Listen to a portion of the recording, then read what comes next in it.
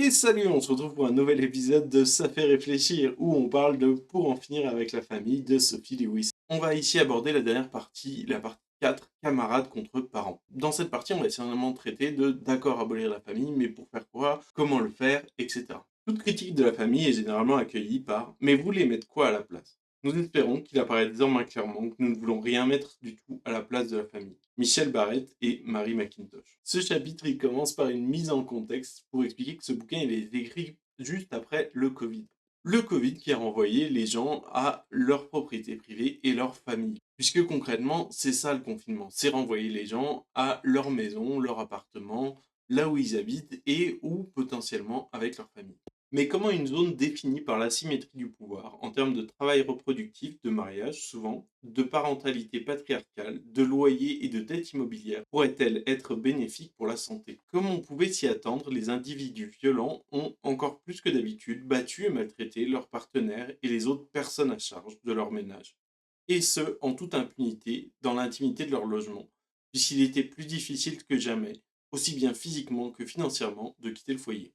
Et si on parle ici de la violence de la famille, il y a aussi des gens qui, dans un moment où on renvoie les gens vers leur famille pour se protéger, ont subi une violence encore pire, celle de ne pas avoir de famille concrète. Mais pas seulement de ne pas avoir de famille, mais aussi ne pas avoir d'abri. Puisque les populations marginalisées, et entre autres les sans-abri, ce sont les populations qui ont été le plus durement réprimées pendant le confinement. Pourtant, dans ma ville, il était loin d'être évident, notamment à la lumière des taux élevés de contamination signalés dans les prisons et les centres d'hébergement, que le fait de dormir dans des logements en dur, sous le même toit que des personnes reconnues juridiquement comme des membres de la même famille, était prudent d'un point de vue épidémiologique ou autre. En effet, après un examen plus approfondi, la notion d'intérieur et l'idée de rester avec les siens instaurés comme éléments clés du confinement sont apparus comme étant profondément ambigus. Tout ce cadrage dépendait d'un double standard entre le public et le privé, qui restait pour l'essentiel inexpliqué. Concrètement, ce qu'elle nous dit, c'est que la gestion du Covid nous a renvoyé au fait qu'il y avait un double standard entre le public et le privé. C'est-à-dire que en public, on estime que être dans un espace fermé et être en intérieur, c'est pas une bonne chose. Mais en privé, c'est normal et c'est une bonne chose, puisqu'on est avec la famille et que, bah, bon, bah, c'est normal. Et concrètement, le confinement pendant le Covid, ça a fait une chose, ça a été nous priver d'espace public. Ce qui a évidemment eu plus d'impact sur les personnes qui n'avaient pas d'espace privé. Et puis elle va parler d'une expérience qu'elle a vécue, notamment du camp Maroon. Alors ce camp Maroon, c'est une occupation de l'espace public par des personnes sans abri et prolétaires révolutionnaires. Ces gens, ils ont fait ça pour lutter au nom de la gratuité du logement, la liberté des immigrants et immigrantes et le droit à la ville, mais au final bien plus encore. Et elle va raconter son expérience à elle dans ce cadre-là. Même moi qui suis pourtant resté en périphérie, je me suis senti transformé. C'est lors de cet été-là que j'ai appris la chose suivante. Tous les êtres exploités par le capital et par l'Empire sont fondamentalement sans abri. Nous avons toutes et tous été chassés des communs.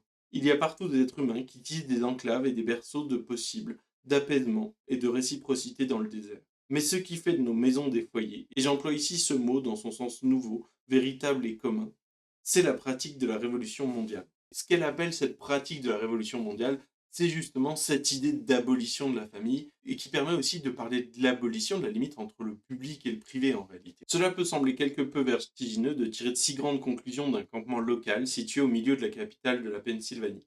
Mais si vous avez déjà connu ne serait-ce que quelques jours le monde social alternatif qui infuse dans l'occupation utopiste d'un boulevard urbain, vous savez sûrement de quoi je parle. C'est tripant. Les gens trempent à pleine lèvre dans l'autogestion, l'entraide, le soin et la protection mutuelle. Et tout à coup, la liste des revendications, des objectifs, des cibles et des envies devient bien plus longue et plus ambitieuse que juste des logements à prix décent. C'est pourquoi M.E. O'Brien considère que pour abolir la famille, il n'est pas de meilleur déclencheur qu'une cantine de lutte. Créer des zones de sommeil collectives et auto-organisées pour que tout le monde puisse dormir en sécurité. Organiser des gardes collectives afin de dégager du temps pour que les parents en lutte mettaient en place des systèmes d'échange de seringues et de politiques de prévention des risques à destination des camarades qui prennent des drogues. Puis continuer d'élargir à partir de là et ne cesser jamais d'élargir. Et on en revient à cette idée d'abolition de la famille avec cette idée de suppression des limites des personnes auxquelles on adresse du soin. Et puis notamment, elle nous parle du fait que cette période, elle a été particulièrement dure moralement pour beaucoup de gens et ça a donné lieu à beaucoup de suicides. À ce propos, elle dit À l'ère des confinements, de nombreuses personnes ont connu un sort bien pire que d'être obligées de passer du temps avec leur famille, celui de ne pas avoir de famille.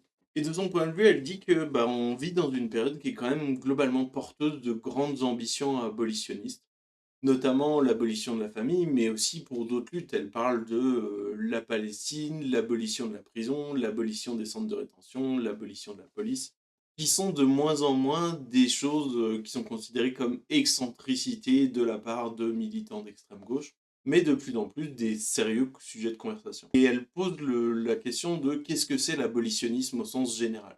Et pour ça, elle revient à la traduction de l'abolitionnisme en allemand par Aufbruch, traduit par un dépassement positif, et regroupe en réalité 4 sens différents. Premièrement, l'élévation, deuxièmement, la destruction, troisièmement, la préservation, et quatrièmement, la transformation radicale. Elle nous dit notamment, afin que la lutte mondiale pour l'abolition de l'esclavage réussisse, il a fallu que le noble idéal de l'humanisme, claironné lors de la Révolution française, soit simultanément élevé, savoir justifié, détruit, exposé comme blanc, préservé, rendu soutenable pour l'avenir et transformé radicalement, contraint d'intégrer celles qu'il avait initialement exclues. L'esclavage a été proscrit en droit et finalement plus ou moins supprimé en pratique. Ce qu'il nous faut toutefois comprendre, c'est que notre capacité même à comprendre ces événements est le produit de ces événements. Avant cela, les idéaux qui régissaient les sociétés esclavagistes étaient bel et bien les droits humains, la vie, la liberté et la recherche du bonheur. Le monde traduisait ces idées telles qu'elles existaient alors, jusqu'à ce qu'un jour, au bout du fusil d'une personne asservie, les inventeurs autoproclamés de la liberté dans ces sociétés apprirent enfin à quoi ressemble la vraie liberté. Une liberté plus vraie pour le moment. L'humanisme, réfuté, remodelé, né, enterré, développé.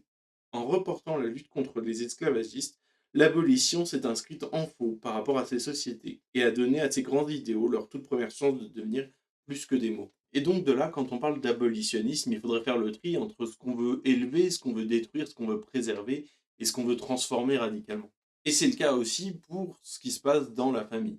Et elle se pose du coup la question, pour abolir la famille, il faut savoir faire le tri en ce qu'il y a d'idéal dans la parentèle qui vaille le coup d'être concrétisé. Dans le cas de la familialité, les graines d'utopisme latent semblent être les suivantes. L'attention et le soin réciproque, l'interdépendance et l'appartenance.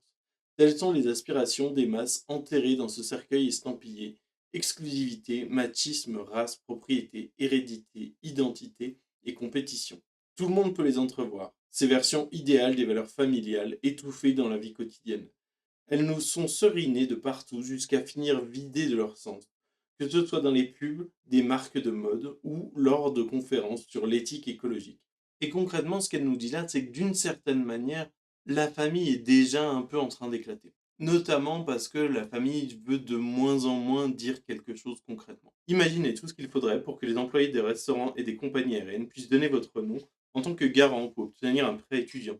Réfléchissez à ce qu'il faudrait pour que la marque prête-à-porter Kinship, dont le site internet vante en ce moment même les liens qui nous unissent et déclare que nous sommes tous parents, viennent vous représenter et vous défendre lors d'une procédure d'expulsion. Demandez-vous ce qui doit changer pour que Maria, la femme de ménage, puisse ajouter son nom sur l'acte de naissance des enfants si elle en a envie. Puis demandez-vous si les actes de naissance sont des documents vraiment nécessaires. Si ces expériences de pensée peuvent sembler ridicules, il nous faut envisager la possibilité que la parenté, en tant que valeur, ne vaille finalement pas grand-chose. Permettez-moi d'être plus direct. Je n'apprécie pas particulièrement ce que la parenté nous apporte, que ce soit sur le plan éthique ou politique. Je ne pense pas qu'elle nous fasse beaucoup de bien. Et pire encore, je crois qu'elle se met en travers de meilleures alternatives. Ce qu'elle nous dit, et là on revient à cette citation du début du chapitre, c'est qu'il faut trouver le courage de ne rien mettre à la place de la famille. Notamment parce que la famille, que ce soit au sens propre ou au sens figuré, c'est toujours pour parler d'une forme de soin et d'amour non contingent, mais aussi une forme d'amour qui est imprégnée à une hiérarchie qui n'est pas très camaradesque, comme elle le dit. Notamment, son argument, c'est de dire que si on a besoin de préciser famille de cœur, famille choisie, pourquoi on a besoin de préciser que c'est pas juste simplement la famille?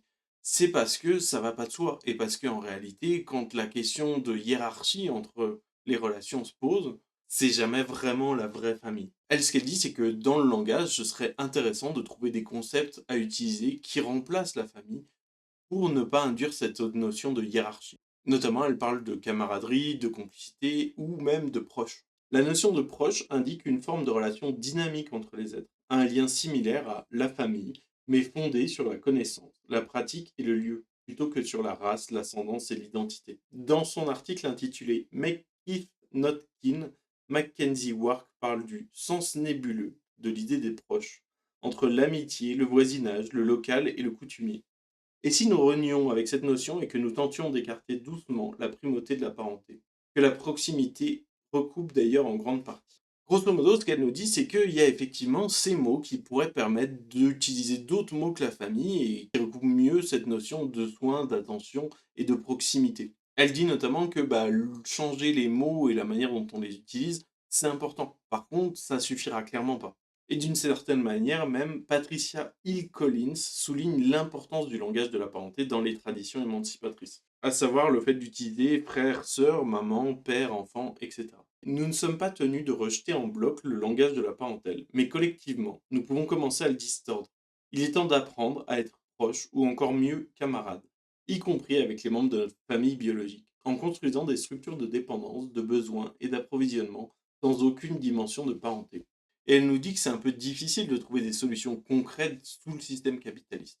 La famille nucléaire transforme les enfants en possession, écrit Lola Olufemi, dans son hymne à la gloire d'un féminisme noir, diasporique et révolutionnaire. Experiments in Imagining Otherwise. Il est urgent de prendre ces choses à cœur et de nous rouvrir à ce que Lola appelle la possibilité pour nous de réorganiser la famille, les bâtiments dans lesquels nous vivons, les aliments que nous consommons et l'éducation que nous recevons et de commencer à nous saisir des choses gratuitement afin d'élever les enfants d'une manière qui rende impossible tout sacrifice, tout regret, toute pulsion biologique ou toute aliénation de genre. Et concrètement, ce qu'elle nous dit, c'est que si c'est difficile de trouver des moyens concrets d'abolir la famille, c'est aussi à la fois très facile en réalité. Puisqu'il suffirait, entre guillemets, de changer nos modes d'habitation, de changer nos modes de répartition des tâches ménagères, il suffirait de changer nos modes de recevoir et donner de l'éducation aux enfants. Et tous ces processus-là, c'est déjà une partie d'abolitionnisme de la famille. Et puis elle finit en disant: je sais que je n'ai pas besoin de vous le dire, mais c'est une bonne chose de manifester et de se soulever contre la séparation des familles, notamment lorsque de jeunes personnes et celles qui les accompagnent sont arrachées les uns les unes aux autres et entreposés par milliers dans des cages au lieu d'être aidés à franchir les lignes arbitraires qui ont été tracées sur la planète. Le regroupement familial forcé n'est pas toujours une bonne chose et peut même être mortel pour certaines personnes.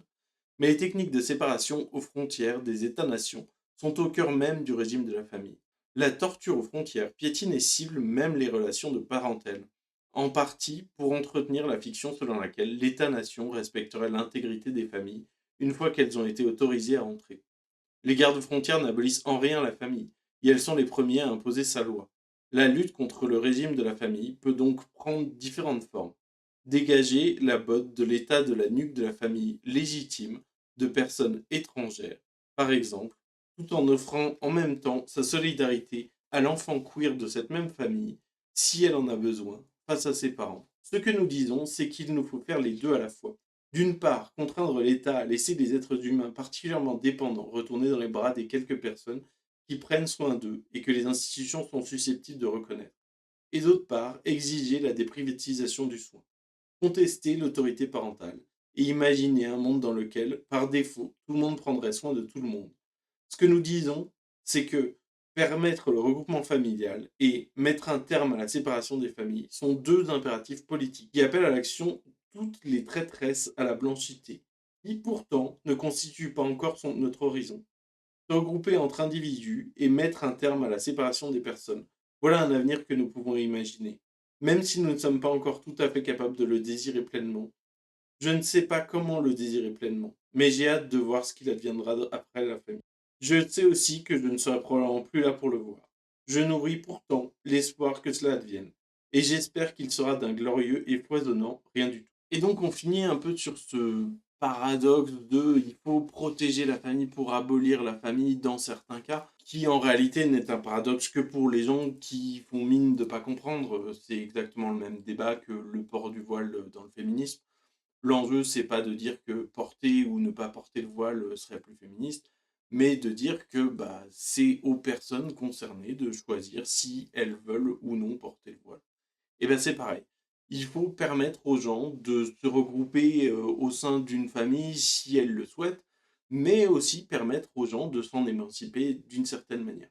Et puis, il faut, pour abolir la famille à plus large échelle, en attendant, construire à élargir nos cercles, à construire du soin et de l'affection avec des gens au-delà des cercles dits familiaux et construire nos modes de vie, nos modes d'éducation dans cette lignée-là.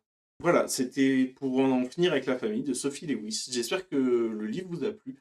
Moi, c'est un livre qui m'a beaucoup parlé et j'ai hâte de savoir ce que vous en avez pensé en commentaire. Donc, n'hésitez pas à laisser un commentaire pour me dire ce qui vous a plu, déplu, ce qui vous a convaincu ou non.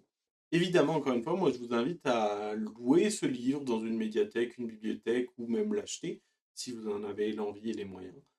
C'est une très bonne lecture, c'est parfois un peu compliqué, mais dans l'ensemble, c'est plutôt compréhensible et accessible. Encore une fois, si cette vidéo vous a plu, n'hésitez pas à la liker, partager, commenter, etc. Moi, ça m'aiderait beaucoup.